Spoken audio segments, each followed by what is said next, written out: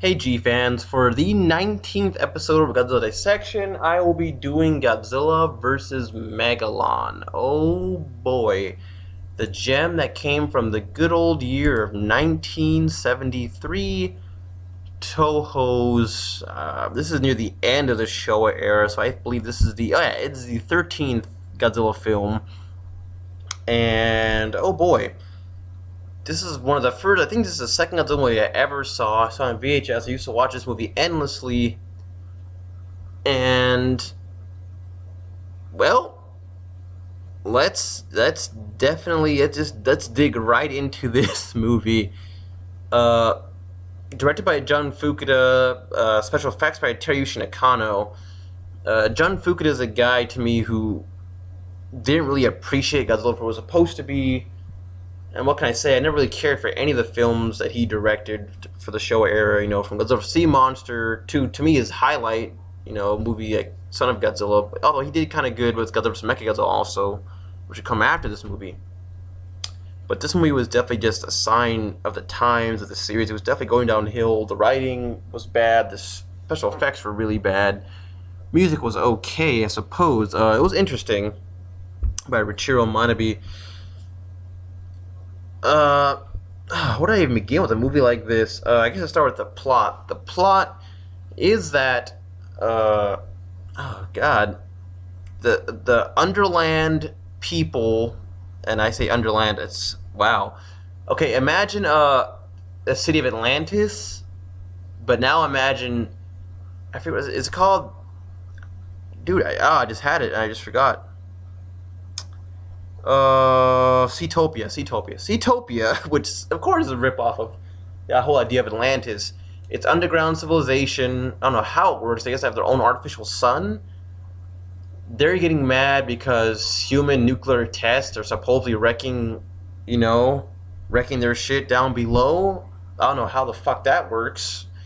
But, and so they get mad that mankind is doing nuclear tests, and then in retaliation they send up Megalon to go deal with the fucking problem.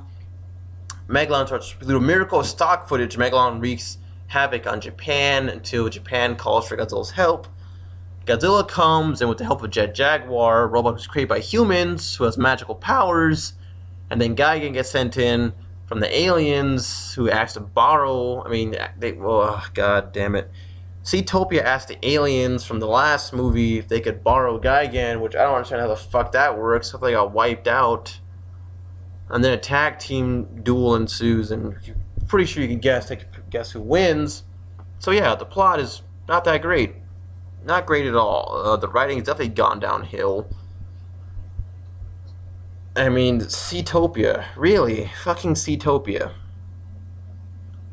God damn it. The story to me is incredibly weak, but let's get into the other reason this movie fucking sucks. Let's go into the monsters real quick. The human characters to me are not even worth going into.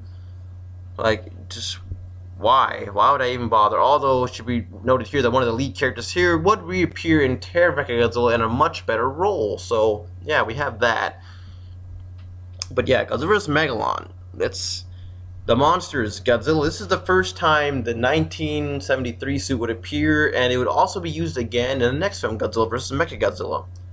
And to me, this is not the worst version of Godzilla. Sure, it has a cute look to the face and all, but like I said, it's definitely not the worst Godzilla suit of the era. That title belongs to the 66 and 67 suits of Godzilla. Those were atrocious, not only because they looked like shit, they looked like they were falling apart sometimes, and yeah, just really bad. This version Godzilla has a cutesy face, balloon-looking spines. You don't have the awesome-looking, like, the skin on them, so they don't look realistic at all. And Godzilla, yeah, has a puppy dog face is the best way I can describe it. It's weird because depending on your cut of the movie, sometimes Godzilla even looks blue, because I guess the way the lighting was done. It looks very odd, but like I said, not really a big detail, because obviously still the same old charcoal gray. Jet Jaguar.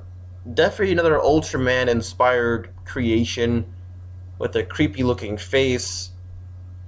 I know it's a fan favorite, but I've never given a flying shit about Jet Jaguar. He has a magical power where I don't know how the fuck this works. He somehow grows from human size to fucking kaiju size on a whim. Never explained. That's also never explained how the fuck he became sentient. Because first he's getting mind controlled by Seatopia. I don't know how the fuck that works either. And then he somehow breaks the control. And then he has to fight for humanity. This, like I said, it's an obvious, tip of the hat to the Ultraman series, which had just been created and was getting very popular, which was ironically backed by Subaraya, who had created the Ultraman series. And yeah, so that's why Jet Jaguar is in the movie. And it's also ironic because Gigan himself would appear in Ultraman later on down the line after this movie. I mean, that's where Gigan would eventually die. For anyone who's wondering what happens to show Gigan, he actually dies. So yeah, it's interesting to note. But yeah, I'm saying I never cared for Jet Jaguar. The name, the look, the sound, annoying sound he makes, his non-existent reasons for what he does. Just fuck Jet Jaguar, honestly. Gigan, to me, like I said, I go through Gigan Dissection. I've always been a Gigan fan. They threw him in here just because they could. He was a new monster. And like I said, I'm not happy about it. I'm sad that my favorite monsters has basically been in the lower tier Godzilla movies all his life. It really sucks for him. And I'm hoping one day Gigan gets his redemption. But for now, this is what we got. I mean, Gigan's not even the badass that he was in Godzilla vs. Gigan. Even though it was a shitty movie, at least Gigan got to do some cool stuff. Like fight Godzilla and Angus brutally and make a name for himself. But here, he's just a pussy. Getting the shit beat out of him. And lastly, Megalon. What do I think of Megalon? Megalon is yet another monster I give no fucks about. It's not necessarily that he's a bad-looking monster, because you could do a lot worse, I guess. Kind of. Well, Giant Condor exists, so yeah, that's a thing. But Megalon, there's nothing special about him. I mean, drill arms, ability to fly. I mean, technically speaking, to me, if they redid Megalon in the modern era, I think he could look kind of badass. Give him a slightly longer tail. Give his body a more insect look to it, not just a man in a suit look. And which is a strange thing to say about a Toho film. But the thing is, there's a certain stretch to make it look like it's more animalistic. Like, Godzilla looks animalistic from certain angles. You look at it, so the monsters like King Ghidorah, Rodan, Angus for sure. Megalon, too humanoid. He's obviously a bug beetle type of thing with even as a ladybug like wing structure. So why not make him look more like that? But of course, why am I asking that question when it was obvious Toho was not giving a crap about Godzilla franchise at that point? So the fact that Megalon's body structure is not really insect-like didn't really bother them, of course. The drill arms are just because he goes underground. So if he's a cyborg, I'm not entirely sure. Technically speaking, I guess he'd have to be. Those are fucking drill arms. But it's never really addressed. He's the god of Seatopia, that's all we need to know. And he has a little lightning beam from his horn, which is cool, I guess. And he has a little, I guess you would call him meteorite. They look like chunks of rock or meteorite he shoots from his mouth and they blow up, which is kind of cool. But it's too bad every time he had a chance to do anything, it was all fucking stock footage. Which leads me to the biggest problem with the movie. It's one thing to have a really bad movie, lame story, lame monsters, but then to the icing on top of a shit cake, so I guess you could call this the watery diarrhea on top of a cake of shit, is the fact that almost every goddamn thing is stock footage. I mean, okay, let's start from the beginning. There's an interesting part with Godzilla on Monster Island, and I guess a nuclear test is wrecking Monster Island, of all places. So we get some nifty footage of, like, Rodan, and he's, like, flying off from the island, but it's actually just stock footage from Destroy All Monsters. And then you see an interesting scene of, like, Angus trying to follow behind Godzilla. Also, Angus falls off camera. I don't know if he fell into a giant crevice or something. Who knows? And then you see Godzilla roaring in anger, like, roar, roar, and then he roars to the fucking camera, and then Godzilla's Megalon pops up. See, to me, that was a great opening, despite that because it's just funny to think about it. That could have been such a more interesting plot. Godzilla. Now that's Godzilla's revenge. Godzilla getting pissed that Angus got killed by nuclear weapons by man, and then going on a fucking rampage, but also dealing with the whole Megalon problem. You could write a great story around that type of shit.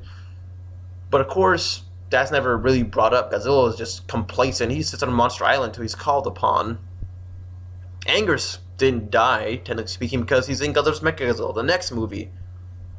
So, what was the point of that opening?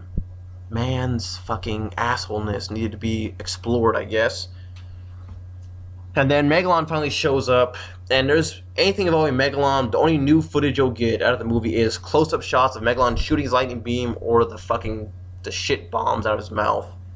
Because when he attacks Tokyo and stuff, it's all stock footage from Ghidorah Thread Monster and Destroy All Monsters. When Megalon fucking fights the Jets and Army out in the open, it's stock footage right out of fucking Godzilla's Gigan, a movie that came out right before this one. Like, Toho, come the fuck on. It came out last year. You think no one's gonna notice? Like, Megalon swings his arms, and you literally see Gigan's claw hitting some of the jets. I'm like, wow. As a kid, I didn't get it. I was like, what the fuck? Is that what I think I saw? It is. Now watching it, it is like, wow. I just laughed. Like, they really did not give one shit. It's incredible. But yeah, so Megalon was just... any chance, he was already an okay looking monster, but any chance he had of being cool, he kind of lost with everything he did with stock footage. The only scene where it's not stock footage is when he crashes through a dam, and that to me was a great scene. I guess they used all their budget in that one scene, because it was a great looking dam, the scope of it was nice, you get a lot of that natural looking water coming through. When I say natural, I mean it was all dirty and shit, because debris. But that was the only good scene we got for him destroying stuff. But like I said, that scene was great. I mean, it looks cool. And then once the Godzilla fight starts, anything that involves Gigan is going to be stock footage, pretty much, basically.